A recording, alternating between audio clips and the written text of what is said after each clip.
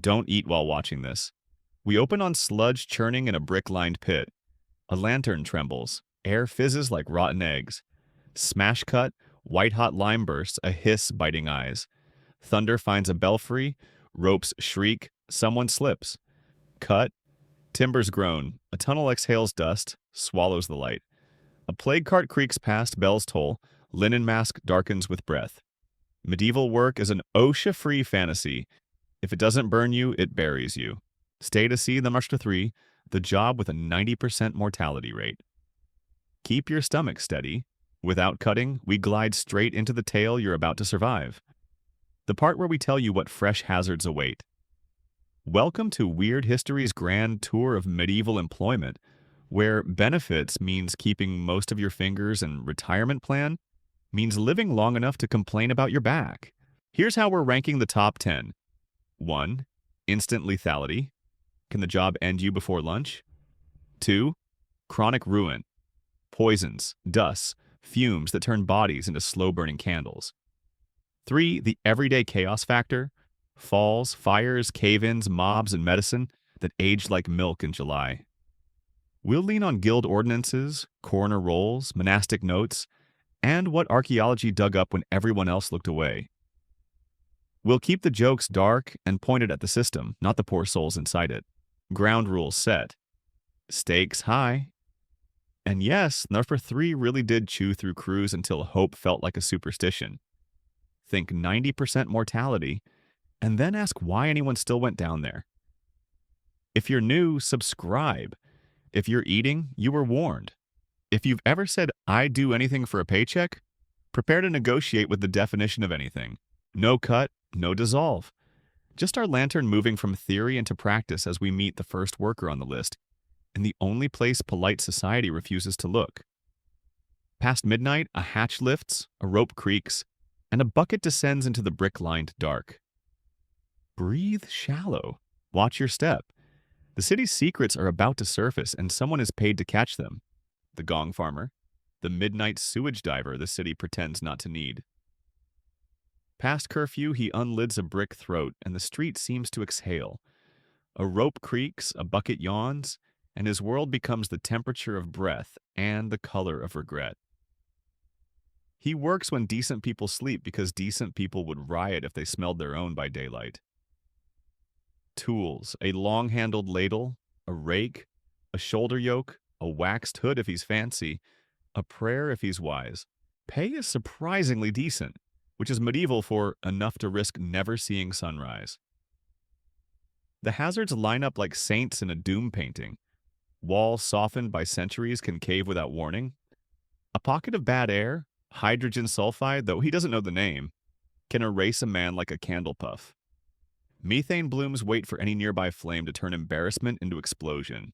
There are rules about keeping cesspits from overflowing into neighbors' cellars, and there are fines for dumping in rivers. But rules in the night are only as strong as your last breath. He tests the air with the lantern lowered on a cord. If the flame gutters, he waits. If it dies, he waits longer. If it goes out and the pit still whispers, he ties the rope around his chest and goes anyway, because this is a living. The texture is the real villain. Thick enough to pull off a boot, thin enough to pull off balance. And once a man slips, rescue becomes a chain of tragedies. 1 climbs down, 2 stop answering, 3 names are spoken softly at dawn. He knows tricks. Smear vinegar under the nose to cut the stench. Chew mint if you can afford it. Move slow so the gas sleeps. Keep the mouth shut because pride isn't the only thing that can get inside you down here. And yet there's a strange dignity to it. Cities are machines, and he is one of the parts that keeps them from choking. What he lifts doesn't vanish when the bucket swings up. It becomes commodity, carted through gates to heaps and fields, sold to people who see value where others only see horror. Follow the cart, and you'll meet the neighbors everyone avoids. The ones who turn waste into wearable wealth. The ones whose yards smell like a dare, and whose jobs dissolve eyes and pride with equal efficiency. Because when you wash cloth and work hides in a world before gloves in chemistry class, the wind is your worst enemy and the vat is your judge. The tanner and the fuller, stink merchants of cloth and hide, whose backyard breezes could empty a street faster than a tax collector. Follow the cart to the edge of town where ordinances exile them to water and wind. Here, barrels froth with stale urine. Lant collected door to door like a grim milk run. Pigeon droppings and wood ash. Hides arrive heavy and hairy. The tanner straps one onto a fleshing beam and scrapes with a half-moon knife until it stops looking like an animal and starts looking like a problem. First, the lime bath loosens hair, swelling skin until it peels with a sigh. Then the botting vats, ammonia-rich, hot with enzymes, soften what's left. It is chemistry without textbooks and courage without glamour. Hazards clock in early. Fumes sting eyes raw, lungs learn to wheeze, lime bites the hands that stir, and a careless breath over a vat can introduce last night's dinner to daylight. Cuts invite infection. Anthrax rides in from the steppe tucked inside a perfect hide, and no one here knows the word, but everyone knows the look. If you slip, the vat is deep and the surface is treacherous. Drowning doesn't ask for permission. The neighbors call it a public nuisance. The guild calls it Tuesday. And then there's the fuller, wringing sin and grease from woven cloth. In older shops, men tramp barefoot in warm urine, rhythm steady as a drumline. Later, the river powers fulling mills where wooden stocks hammer cloth until it tightens and cleans. The joke is those hammers don't care what they hit. Hands, sleeves, pride? So the smart ones tie back hair, roll sleeves high, and keep prayers ready. Fuller's earth, a fine clay, ghosts into lungs and stays for keeps. Lye lifts the oil and sometimes the skin beneath. Fingers chap and split into roadmaps for infection. You learn to read the wind like scripture. You learn that smell can be a business model. You learn the market for clean cloth is eternal even when your sense of clean is permanently recalibrated. And yet, like the gong farmer, they keep the machine of town turning. Tabards bright, cap stiff, banners able to pretend at glory. Their secret weapon? Quicklime, bought by the cartload, shoveled into vats that hiss and steam like warnings you can smell. Where does that white powder come from? From men who feed stone to a furnace and breathe its revenge? Men who discover that water plus lime equals pain that keeps on giving? Men who glow in dust like ghosts even before they earn the title? Lime burners? Men who feed mountains to fire until stone forgets it was ever rock. The kiln is a mouth built into a hillside, lined with brick, hungry for days. They stack limestone and fuel in layers, wood, brush, sometimes charcoal, and light it low, then nurse it high until the interior turns the color of a false dawn. The work is a pilgrimage between heat and gravity, hauling loads that grind the spine, raking coals that spit back, judging temperature by the shade of hurt on your skin. Inside the kiln, limestone breaks faith with itself. Carbon dioxide peels away, and what's left is quicklime, a white that looks like purity and behaves like vengeance. Touch it with sweat and it nips. Touch it with water and it hisses awake, boiling moisture into steam so fast it can raise blisters beneath a glove. They learn to fear rain the way sailors fear reefs. A sudden squall can turn a pile of product into a living thing, slumping, seething, pushing out heat like a fever that wants company. Dust is the always foe, a drifting snow that isn't snow, fine, alkaline, eager to colonize eyes, throats, and the soft pink geography of lungs. They cough chalk, they weep chalk, and the world develops a pale halo that no priest can explain. The draw at the base is where accidents wait. Unblock the arch too soon, and the kiln burps a wave of cinders. Pull the charge too late, and the day becomes a night that burns. Bracing timbers dry, crack, and betray. A wall bows, a crown drops, and the lesson writes itself in smoke. Their reward is a substance that builds cathedrals and cooks flesh. Masons want it for mortar, tanners want it for hide, the city wants it for pits it would rather not name, and in plague years even the dead receive a veil of it in hopes that chemistry can do what prayer cannot. The joke, if there is one, is that a lime burner always looks like a ghost on his way to haunt someone richer, dusted, blinking, leaving white footprints that map risk in reverse. And when the load is slaked, when the sacks are tied, when the heat finally steps back, the cure for a day of fire is a night of water, which is how fate shepherds us from hiss to ripple, from kiln to fen, to the people who wade waist deep and let medicine find them by the shin, the leech collector, marsh blood pharmacist, paid in bites and mud, waiting out before dawn when fog sits low and everything sounds like it's breathing. She ties her skirt, bares her calves, and stands still in water the color of tea until the first cold touch finds her. Leeches don't chase. They drift and test. They read warmth and heartbeat with mouths like soft buttons. And then they commit. A quick kiss that becomes a contract. She peels them loose with a fingernail, drops each into a clay jar with a wet thunk, then waits for the next negotiation. Markets are steady. Monks, barbers, surgeons, apothecaries. Bloodletting is the medieval universal solvent. The answer when the body's humors won't play nice. A good collector delivers plump, eager leeches. A great one keeps them alive on the way back. Lids tied tight so nothing slithers into places it shouldn't. Hazards do their roll call. Cold gnaws to the bone until knees shake. Cramps bloom and turn water from friendly to unforgiving. A misstep finds a sinkhole where the fen pretends to be floor, and the reed bed asks how long you can hold breath. The bites themselves seem petty until they don't. Hyrudin, she doesn't know the word, only the consequence, keeps the wound bleeding and bleeding. Tiny mouths worry at the edges, and the day ends stamped with coin-sized bruises that leak through the night. Infection rides in on mud and luck. A scratch becomes a line of fire. A fever negotiates your rate. Now and then the work follows you home. There are tales of a leech slipping into the nose or throat when someone drinks from a ditch. Setting up a private practice where no one invited it, fed by every swallow until a cough throws it back to daylight like a nightmare with a splash. Folk fixes exist, salt, ash, vinegar. But the pond does not hand out refunds for technique. She learns tricks of her own. Smear grease on boots so they slide off easier, carry a stick to test the ground 2 paces ahead, count minutes between shivers, never turn your back on a ripple. And because the job is an ecosystem, each jar she fills tugs a string that reaches the city. Leeches drain fevers, patients faint, coins change hands. The humors feel corrected if only because everyone is too tired to argue. It pays enough to keep her here and not enough to keep her warm. And if there's a joke, it's that the spa treatment costs more blood than it restores. When the jars are full and the feet are pale as candles, she climbs to shore. A quiet rain needling the fen, and the wind cuts across the water as if to remind her what element truly runs this world.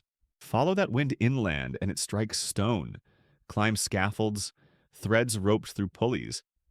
Look up, not down, because the next workers wager their lives on air and gravity, building ladders to heaven one dizzy plank at a time, where the only thing between a man and the bell is the story he tells himself about courage. Masons and steeple builders, skywalkers of stone who trade ground for glory and balance sheets for balance. Scaffolds bloom around a cathedral like wooden ivy, planks lashed to poles, hemp ropes fat as wrists threading pulleys that groan like old prayers. A treadwheel crane turns as 2 men walk inside it, hamsters with mortgages, lifting ashlar blocks that remember the mountain they came from. Up here the world is wind, and wind has opinions. Gusts slap at tunics, tug at hats, test knots someone swore were good enough. Below, a master mason squints along a plumb line. Above, an apprentice learns that dizziness is a teacher with poor bedside manner. Hazards keep office hours. A plank checks out early, a pin loosens, a chisel skates, a mallet glances. A stone slips and turns gravity into management. When rain slicks the boards, every step is a thesis defense. When frost blooms, the tower becomes an argument with the sky. And then there is lightning. Cathedrals needle heaven, and heaven sometimes answers. So you learn the weather by taste, you ground your courage in ritual. You never stand tall on a bell frame that hums. Dust is the quiet killer. Not the friendly white of lime, but the fine, crystalline bite of silica from carving tracery and ribs. Lungs salt over season by season until breath becomes an audit you keep failing. Lead sneaks in too. Flashings on roofs, molten patches for gutters. It's sweet smoke a lie you only believe once. For the stained glass you admire later, someone down there cuts cames and flicks filings you can taste on your tongue. Fingers crush under blocks, toes vanish to falling tools, ribs learn the language of beams. Yet the work sings. A keystone kisses home. A vault sighs into balance. A spiral stair climbs like a sermon you can touch. They eat with white-rimmed eyes, sleep with ringing in the bones, and dream of lines straight enough to measure pride. Somewhere, a foreman reminds everyone that Beauvais tried to outsoar itself and paid for hubris in rubble. A cautionary tale nailed to the day's checklist. Trust the geometry, respect the weather, count the knots twice. And if your mind wanders, remember the bell you're cradling weighs as much as a small horse and falls faster than an apology.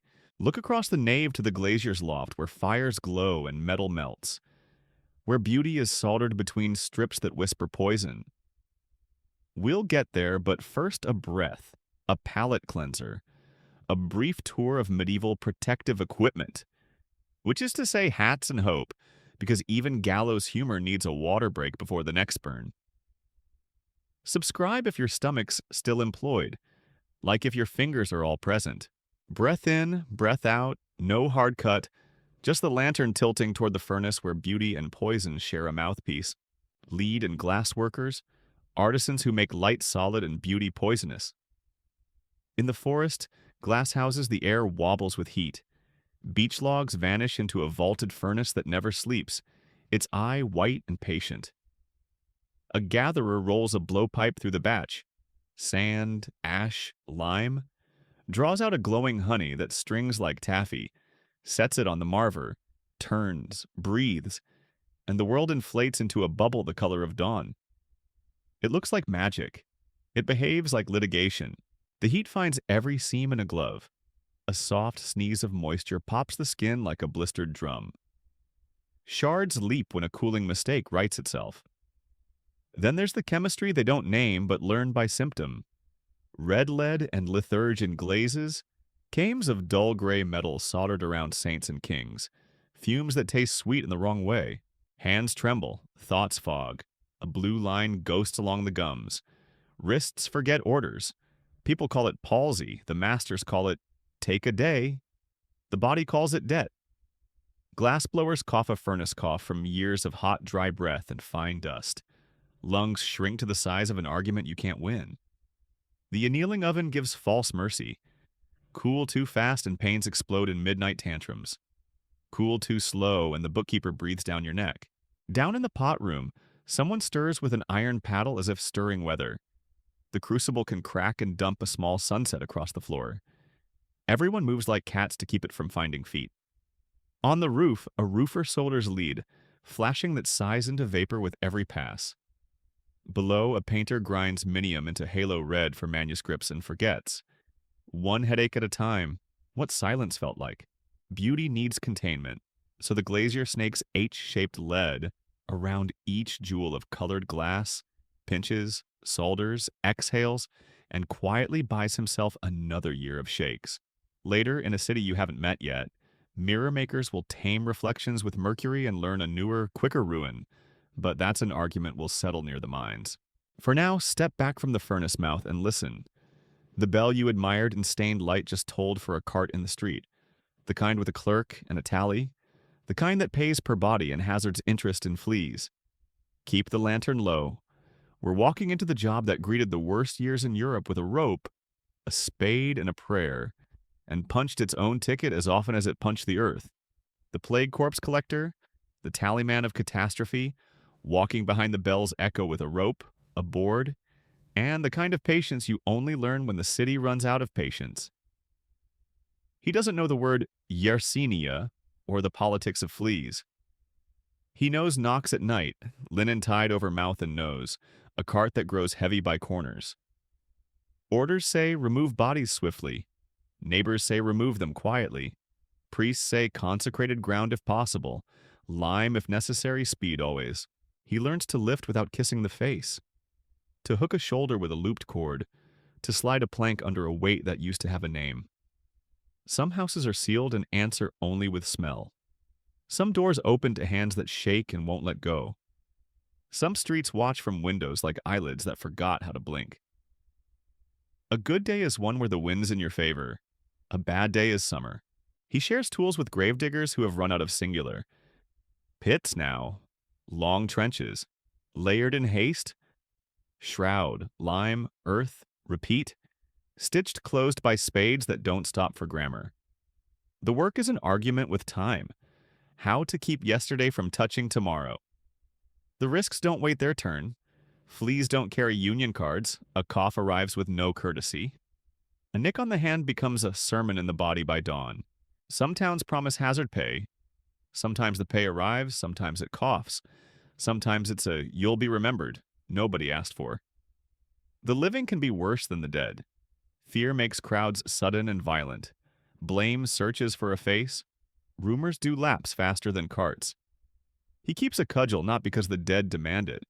He drinks because sleep refuses to. The joke, such as it is municipal. When pits fill, someone finds new ground that used to be later's problem. The collector counts in wheels and rosaries. The gravedigger counts in spadefuls and prayers that refuse to leave the mouth. You can scold the century for not knowing about fleas. You cannot scold the bodies into not needing what only a hole can give them. And still, even here, there's craft. Angle the trench so rain runs off. Throw lime wide, not thick. Leave markers if you can so the city doesn't pave over its own memory. When the cart is empty and the hands are not, he rinses in a bucket, steam rising like a ghost that picked a different address. A bell tolls again, and duty turns the cart around. The lantern tilts and finds a different dark, one that moves toward you. This time the danger breathes back, swings back, digs back. Not the slow arithmetic of germs, but the quick math of timber and fire, where men eat earth beneath a wall and the wall eats men back, where survival odds make coin flips look generous, where pig fat can be a weapon and hope is a superstition with a shovel. The sappers, men who eat the earth beneath a wall, while the wall plans to return the favor. A siege looks quiet from a distance. Tents, banners, a polite line of engines, but put your ear to the ground and you'll hear a different army. Muffled picks, wicker baskets sliding on cords, props creaking as a ribcage made of wood holds up a throat of dirt. The job is simple the way lightning is simple. Tunnel under a tower, shore it with timber, stack kindling and anything that burns hot, straw, brush, pitch, the infamous pig fat, and light the world on purpose. Fire eats the props, the roof sags, the masonry above loses the argument with gravity, and a slice of city remembers how to fall. That's the brochure. In practice, the ground does not sign waivers. Air thins, a candle shortens like a bad omen, a pocket of foul gas stuns and then forgets to forgive. A careless foot wedges a stone loose and the wall, every pound of it, decides to visit. Meanwhile, defenders listen. In towers, they set bowls of water and watch for tremors. They press cheeks to stone and hear you the way a drum hears a fingertip. When the sound grows teeth, they dig a countermine to kiss your tunnel head-on. The meeting is not friendly. Torches gutter and cramped black. Spearheads grope ahead of faces. A man who can swing a pick in a tunnel does not need a sword lesson. If they don't find you, they smoke you. Damp straw, green wood, sulfur if they're feeling chemical.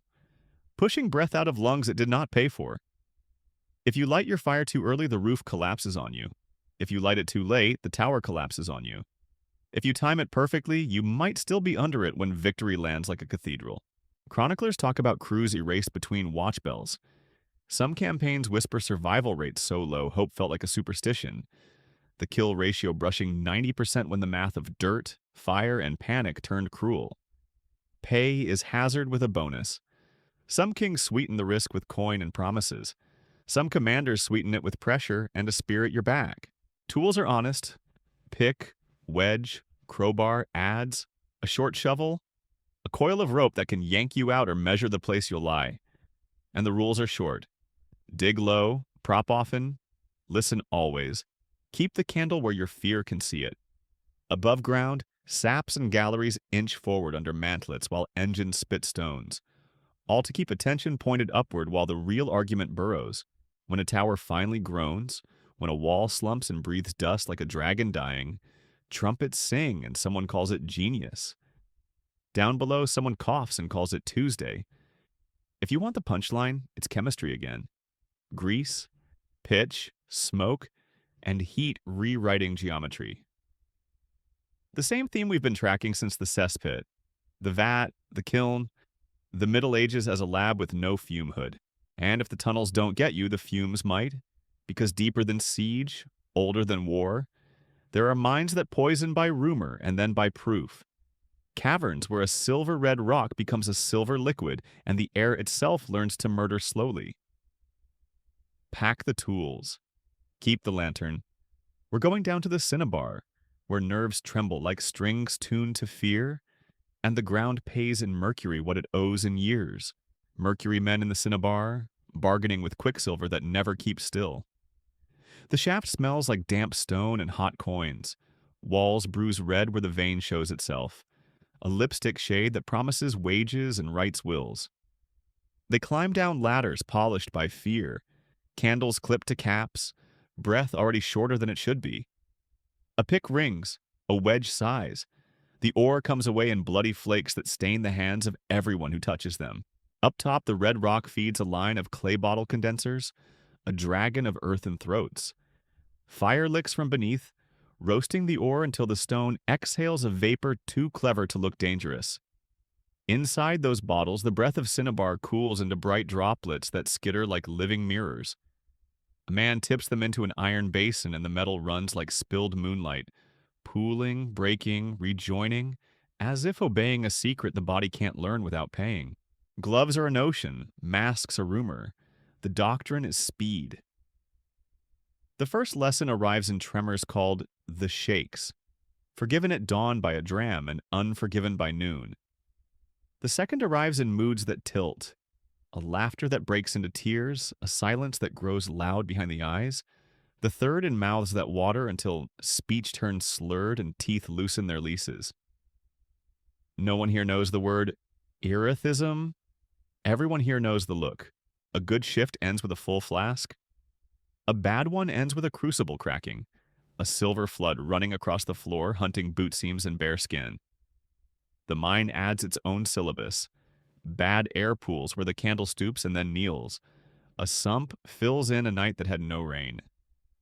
Timber checks whisper, then shout. A false floor asks a question you can only answer once. Wages come sweetened with hazard, then docked for tools and lodging. Justice arrives in the form of a man with a ledger who never coughs. Some miners are here by debt, some by promise. Some because a brother came home with coin and an unsteady bowl of soup. Almost none are here long enough to grow old the way old is supposed to look. The irony department stays busy. Physicians buy mercury to smear on what ails. Gilders and alchemists coax it to marry gold. Mirror makers teach reflections to lie with it. The only parties that stay faithful are the tremor and the clock. Tricks exist. Work near the draft. Keep the fire even. Don't lean into the bottle mouths. Don't roll the liquid pearl in your palms no matter how it begs. But the element is patient, and patience wins. When the day spills out, a man climbs the ladder slowly because knees that hurry misplace steps. In the yard, he blinks at sunlight as if it were a new ledger to go into debt with. And still, the city wants more. More pigment, more gilding, more medicine, more mystery. The ground obliges until it doesn't. If this feels like the boss level, remember it's only one flavor of ruin. Elsewhere, the earth offers a sampler platter. Silver for princes, coal for furnaces, salt for every mouth, and combines every trick we've met. Fire, flood, choke, crush, and the long, dusty forgetting that follows a man home. Keep the lantern high. The next descent trades red for a darkness full of splinters and echoes. A forest of props where every creak is a prophecy, and every footstep is a vote against collapse, where the deadliest job isn't exotic at all. It's the ordinary mine that powers everything and repays the favor in bones. Miners, the ordinary deadliest, silver for princes, coal for flame, salt for every tongue. Men who traded daylight for a wage that sounded like a dare. The descent begins with a ladder slicked by centuries, a rope winch that squeals like a sermon, a bucket that promises to bring you up if nothing else does. Down there, the world is a library of threats shelved by element. In hard rock galleries, the walls glitter with a lie. Veins of galena and quartz wink like they're friendly, then shed razors when your pick persuades them. Fire setting, stack brush against the face, light it until the stone glows, then quench so it cracks, makes progress at the speed of smoke. The rock pops like teeth in winter. The air learns the grammar of ash. Your throat understands white damp and black damp without needing the dictionary. One steals air, one steals consciousness. Both file the paperwork for your exit. Candles tell the story first. Tips lengthen, then bow, then kneel. And a man who waits for his lungs to translate the warning is a man who becomes the warning. In coal seams, the ground keeps secrets. Methane pools, the infamous fire damp that turns a spark into a legend and dust into a lawsuit no one will file. Even before gunpowder gets popular, the right mix of air and drifted fines can turn a lamp into a lesson. Salt mines shine with clean, cathedral-white cruelty. They seldom burn, but they flood like a habit and swallow like a grudge, pillars dissolving into geometry that looks fine until it isn't.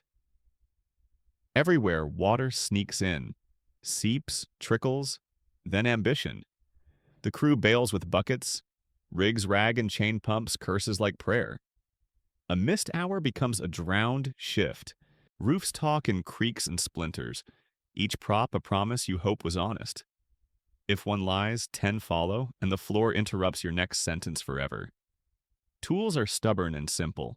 Short-handled picks, iron wedges, hammers heavy enough to remind wrist who's boss, baskets and leather sacks, windlasses and whimgins that lift ore in a slow motion you feel in your teeth. Ventilation is a scheme more than a system. Raise a second shaft, wave a canvas, trust that the draft remembers you. Some foremen pay boys to bellows air down like shepherds, dragging wind by the ear. Dust is democracy. It votes in every lung, lays claim to your breath grain by grain, until a cough takes out a long lease. Call it miner's asthma, call it just the job. Call it whatever makes the ledger look kinder. Wages come with asterisks. Deductions for candles, for powder when powder arrives. For tools you break to save your life. For the lodging that keeps you close enough to come back tomorrow. Injuries get folk cures and shrugs. Widows get condolences and sometimes a new man from the same ladder.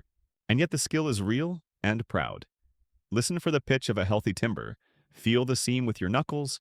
Read the roof like weather. Set your props the way you would set your child's cradle. Keep the sump low and the spirit higher than the last rung. The city above does not care where its heat, coins, and salt cures come from. The city above only cares that they arrive. What arrives from below is not just ore, but odds, and the odds stack like spoil heaps. A single misset prop, a single unseen pocket of bad air, a single rain that finds the wrong crack. Whole crews vanish between bells, and the only record is an echo. If there's a joke here, it's gallows dry. HR in the medieval mind stands for holy relic, and you pray you don't get promoted to it. So when a miner climbs back to daylight, blinking like a newborn and black-edged like a ghost, he carries the economy on his shoulders and the cemetery in his lungs. He hands over ore, he pockets coin, he exhales dust, and the day rolls a fresh pair of dice. Our lantern doesn't dim, it lifts. Count backward with us, 10 to 1, and then look up because everything we've dragged into view says something about how a civilization survives its own inventions. We've sniffed the pits, stirred the vats, fed the kiln, bled the fen, climbed the scaffolds, kissed the furnace, tallied the dead, ate the earth, and taxed our nerves with mercury and miracles. Now we step out of the mouth of the mine into the last stretch, where we reckon the wages, pay respects, and remind ourselves why the modern world smells different and rings safer mostly on the hour. And here's the reckoning. Roll the ledger back. Nutcracker 10, the midnight sewage diver who kept the city breathing. Number 9, the stink merchants who boiled cloth and pride. Nuck White, the kiln that bit back. Nut 7, the marshblood pharmacist, paid in bruises. 6, the skywalkers of stone, bargaining with wind, mid-roll hats and hope. Number 5, molten elegance that murders slowly. Number 4, the tallyman of catastrophe, counting by shovel. Number 3, the 90% gamble under the wall.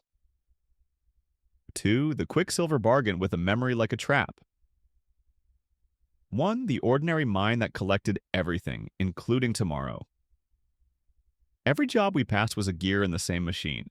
Waste turned to fertilizer, hides to leather, cloth to clothing, stone to heaven, glass to saints, bodies to ground, walls to gaps or to coin, coal to heat, salt to supper.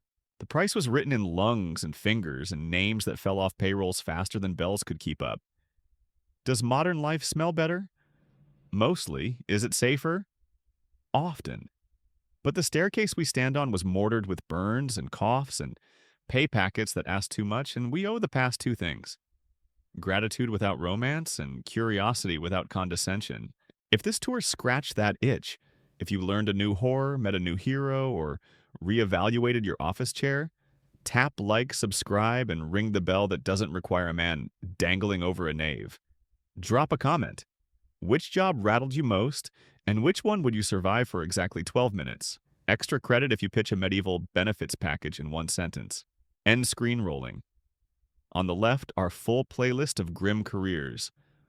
On the right, next week's episode, the most iconic medieval smells, and why Mark 1 isn't what you think.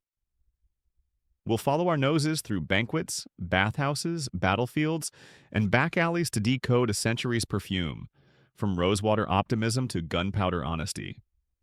Until then, wash your hands, respect your scaffolds, test your air, and tip your local ghost of industry. We came down with a lantern, we leave with a little more light.